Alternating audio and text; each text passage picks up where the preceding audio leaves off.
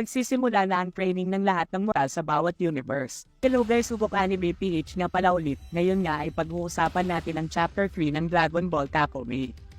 Ngayon nga ay pag-uusapan na natin ang Chapter 3 ng Dragon Ball Takumi. Isa na ito sa magandang chapter ng series na ito, kaya payo ko sa inyo na tapusin nyo ang ating video para malaman nyo. Pero bago ko ito simulan ay mag-recap na muna tayo. At sa last chapter nga ay ating nakita ang pag-restore ng lahat ng universe. Dahil dito ay na-restore nga din ang lahat ng rebuilding gods sa oras na ito. Dito nga din ay ipinakilala na ang totoong mother ng lahat ng angels, walang iba kung hindi si Grand Priestess. Ngunit dahil nga sa init ng tensyon sa pagitan ng gods ng bawat universe na na-restore, then sa mother ng angels na si Grand Priestess at kay Grand Priest, ay napagpasyahan nga dito ng Grand Priest na isil muna ang lahat ng ito. Ito nga ay tatagal ng halos 2 taon, at sa moment na din na ito ay sinabihan na nga ng Grand Priest ang lahat ng Kais at mortal ang about dito. Dito na nga papasok ang Chapter 3 ng Dragon Ball Takumi. At sa unang panel nga ay ating makikita itong si Vegeta nakakatapos lang mag-training. Si Bulma naman dito ay nag-iisip na about sa 2 taon na palugit sa kanila. Sinabi nga nito na kailangan nga daw nilang maghanda ng mabuti sa loob ng 2 taon. Sagot naman dito ni Vegeta na oo, kailangan namin magkaisa at alamin kung ano nga daw ang magiging role ng bawat isa sa kanila. Dagdag pa dito ni Vegeta na kailangan nga daw nilang hanapin itong si Broly, naniniwala nga daw siya na malaki ang magiging tulong nitong si Broly sa kanila. Salita naman dito si Bulma at sinabi nito na kung pwede nga daw na wag na nitong isama yun kulay berde at dilaw na kasama ni Broly, kung pwede din daw ay sabihin ni Vegeta sa kanya ang pangalan ng dalawa na yon. Salita naman dito si Vegeta at sinabi nito na dadalhin na daw niya si Gohan, Trunks at Goten kay Whis para na makapag-trading na ang mga ito. Sa kabilang banda naman ay ating makikita itong si Piccolo na nag-meditate. At ilang segundo nga lang ay may biglang ang dumating. Sa next panel naman ay ating makikita itong si Bulma na kasalukuyang kinakausap si Jaco. Inuutusan nga ni Bulma si Jaco na hanapin si Broly. Sa moment na ito ay pumunta nga si Vegeta dito kay Gohan. Tinanong nga dito ni Vegeta si Gohan kung ito daw ba ay mag-training or mag-aaral. Sagot dito ni Gohan na parehas na daw niya yung gagawin. Si Vegeta nga dito ay nagsuggest kay Gohan na mag-training na daw ito kay Whis katulad ng ginagawa ni Goku. Balak na din daw niyang isama si Goten at si Trunks doon kay Whis para mag-training.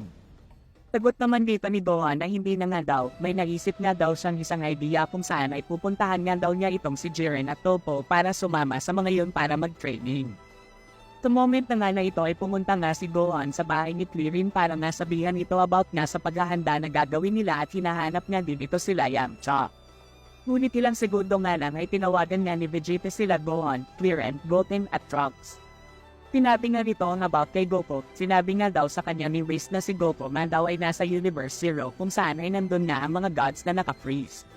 Dahil sa sinabi ni Vegeta ay talaga kinagulat nga ito nila Gohan, Krillin, Trunks at Goten. Sa kabilang banda naman ay balik nga ang scene dito kay Piccolo kung saan ay pinuntahan niya siya ng kapwa niya na Mekyan. At plano nga ng mga ito na makipagsanib puwersa dito kay Piccolo bilang paghahanda sa magaganap na war na agad namang sinanayunan dito ni Piccolo. Sa next panel naman ay ating makikita itong sila Broly na nakapunta na nga sa planetang Vampa kasama nga dito ni Broly sila Chile kung saan ay nandito nga din si Bulma. Si Bulma nga ay nagulat dito kay Broly kasi sobrang taas daw pala nito. Salita naman dito si Chile at sinabi nito na ano nga daw ang kailangan ni Bulma sa kanila. Sagot nga dito si Bulma at sinabi nito kung nakita nga din daw ng mga ito ang isang malaking parang bola na nagmula sa langit.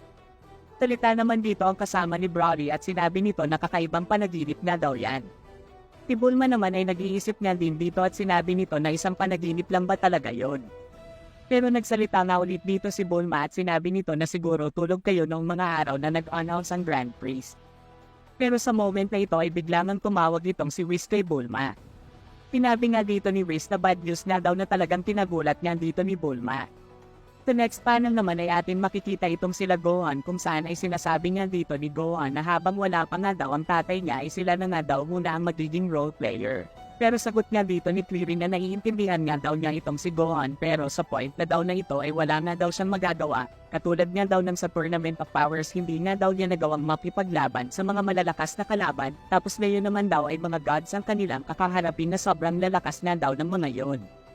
Dagdag pa dito ni Cleary na gusto ko ang Rainbow Bohan kung paano mo pinapalakas ang loob ko pero ngayon ay undecided pa ako, ngunit kahit na gano'n ay sasama pa rin kami ng pamilya ko. Titanda naman ay nagsalita nga din dito at sinabi nito na tama nga daw si Cleary na ibang usapan na yon sa ngayon. Dito nga ay nagsalita si Gohan at kita nga sa mukha nito ang determinasyon, sinabi nga nito na sobrang tagal na nga daw ng laging si Papa ang nagliligtas sa atin, kahit sa mga taong manghihina ay handa niyang isugal ang kanyang sariling buhay para sa mga ito. At kung gusto niyong manatili dito kasama ang mga tao ay gawin niyo, ilang bilyon at ilang milyon tao ang nag-aantay sa tulong natin. After nga masabi ni Gohan ang kataga na yon ay mabilis nang sumama sila Yamcha at Tenshinhan dito kay Gohan. At sa point na ito ay kinausap nga ni Android 18 si Krillin at sinabi nito na makinig ka. Alam ko ang dahilan kung bakit mo ginagawa ito, pero hindi lang ito about sa pamilya natin, tungkol ito sa ating lahat. Sagot nga dito ni Krillin na ano ba ang gusto mo? Sagot nga ulit si Android 18 at sinabi nito na ikaw ang bahala, kung saan ka ay doon ako, handa kitang suportahan sa lahat ng bagay. Dito nga ay parang tinilig itong si Krillin sa mga sinabi ng asawa niyang si Android 18. Sa next panel naman ay ating makikita itong sila Trunks na nagpapaalam na nga dito sa nakakabatang kapatid niya. After nito ay mabilis na nga silang pumunta sa meeting place nila. Dito nga din ay ating makikita ang lahat ng Z-Warriors na talagang handa na sa kanilang pagsabak sa matinding training. At silang ang lahat ay papunta na din sa meeting place nila. Dito nga ay ating makikita itong sila Whis na kasalukuyan nag-aantay sa kanila. Dito nga ay ipinakita ang isang magandang larawan kung saan ay ating makikita ang lahat ng Z-Warriors. Sa moment na ito ay nagsalita nga si Whis kung nandito na daw ba ang lahat. Sagot nga dito ni Gohan na nandito na nga daw silang lahat, ang una nga daw nilang puntahan ay ang Universe 9. Salita naman dito si Vegeta at sinabi nito na Universe 9. May plano ka na ba? Sagot nga dito ni Gohan na meron na nga daw siyang balak na gawin kasama itong sila Yamcha at Clearen. Makikita na nga daw nila Vegeta kung sino nga ba ang dapat katakutin dito. Itong si Gohan nga ay talagang sobrang taas ng confident. Salita naman dito si Yamcha at sinabi nito na hindi ako na-impressed kasi kaya ako namang lumaban ng mag-isa. Dahil nga sa sinabi nito ay tumawa nga dito sila Gohan at sinabi nito na makikita natin yan. At dito nga ay naghahanda na nga sila sa pagpunta sa mga universe na kanilang pagsasanayan. Sa kabilang banda naman ay napunta ang scene dito sa planetang Vampa kung saan ay nandito nga sila Bulma. Sila nga din ay naghahanda na para umalis at pumunta sa universe na pagsasanayan ni Broly.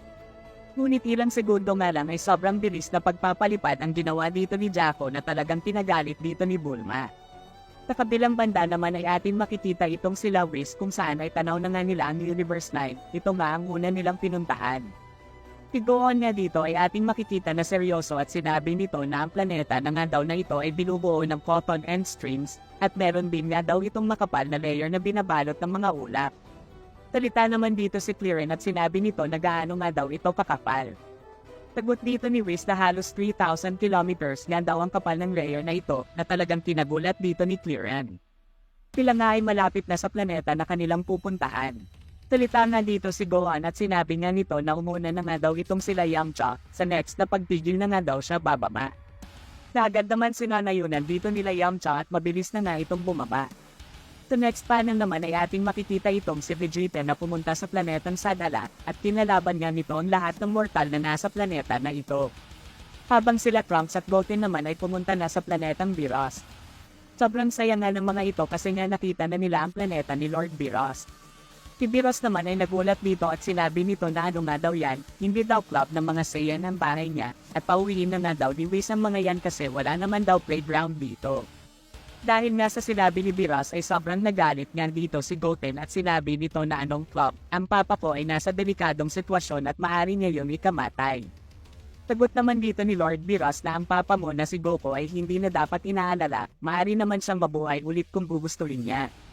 Dahil nga sa sinabi nitong si Beerus ay hindi nga ito nagustuhan ni Goten at mabilis nga itong umatake kay Beerus. Pero itong si Trunks ay pinigilan nga itong si Goten sa gagawin nitong pag-atake. Ngunit huli na nga ang lahat kasi nainas na nga dito itong si Lord Beerus at inatake nga nito si Goten at sinabi dito ni Beerus na huwag kang magwala dito. Si Goten nga ay tumalsik ng sobrang layo. Pero nang magsasalita pa ito ay mabilis naman siyang tinapitin ni Beerus sa mukha. Dito nga ay atin makikita si Beerus na pinipitik itong si Goten at sinabi nga nito na siya nga daw ay malupit sa kanyang mga bisita, ang gusto nga daw niya ay malakas ang bibisita sa kanya. Sa kabilang banda naman ay ating makikita itong sila Yamcha na kasalukuyan na nakikipag-interact sa mga mortal dito, ngunit hindi nga nagsasalita ang mga ito. Kaya iniisip dito ni Tenshinhan na hindi daw ata maalam magsalita ang mga tao dito. Sa kabilang banda naman ay ipinakita nga itong si Vegeta na kakatapos nga lang bugbugin ng mga mortal sa planeta na ito. Pero ilang segundo nga lang ay nakita nga ni Caulifla itong si Vegeta at sinabi nito na ang nga daw ang ginagawa nito dito. Sa next panel naman ay nakapunta na nga sila Bulma sa Universe 6, sila naman ay papunta na sa planetang Sadala. Sa moment na ito ay sobrang galit na galit nga itong si Bulma kay Jaco. Sa kabilang banda naman ay napunta nga ang scene dito sa Universe 6 kung saan ay kasalukuyan ngang nandito sila Toppo, Jiren, Belmod at ang iba pa. Dito ay nagsasalita ang Angels ng Universe 6, sinasabi nga nito na hindi na nga daw mawawala ang kapangyarihan ni Belmod. Halos 3 million taon na nga daw na nabubuhay si Belmod as God of Destruction ng Universe 6 at nandito na nga ang lahat ng attributes ng isang immortal. Salita naman dito si Belmod at sinabi nito na mamamatay nga din daw siya, ngunit wala naman daw nakakaalam nun. Salita naman dito si Toppo at sinabi nito na si Belmod nga daw ang isang warrior na kanyang nirerespeto. Pero ngayon daw ay maghahanda pa rin siya para makita ni Belmod ang potential niya. Dito nga ay mabilis na nagpalabas ng sobrang lakas na chi itong si Belmod at Toppo. Sa moment na nga na ito ay pinapasa na nga ni Belmod ang walang hanggang kapangyarihan niya as a God of Destruction ng Universe 6 sa kadahilanan na sobrang tagal na nga daw niyang ginagawa ito. After nga ng ritual ay ating makikita itong si Jiren na may napansin na isang bagay na bumagsak sa kanilang lugar. Kaya nga mabilis itong pinuntahan ng kasamahan ni Jiren. Sa point na ito ay balik lang ang Shinkan de Toppo kung saan ay ating makikita itong si Belmod na wala na nga at si Toppo na nga ang bagong God of Destruction dito. Tinanong nga siya dito ng Angel kung ano nga daw ang nararamdaman nito, sagot nga nito na ayos na daw. Pero nang makita nga ni Toppo si Belmod ay talagang nalungkot na nga ito. Sa moment na ito ay dumating nga bigla si Gohan at sinabi nito na hindi nga daw niya naiintindihan ang kanyang nakikita pero ang oras nga daw ng kanilang paghahanda ay nagsisimula ng tumakbo. Kaya ano nga daw ang ma-offer nila Toppo at Jiren sa kanya. At dito na nga natapos ang chapter na ito.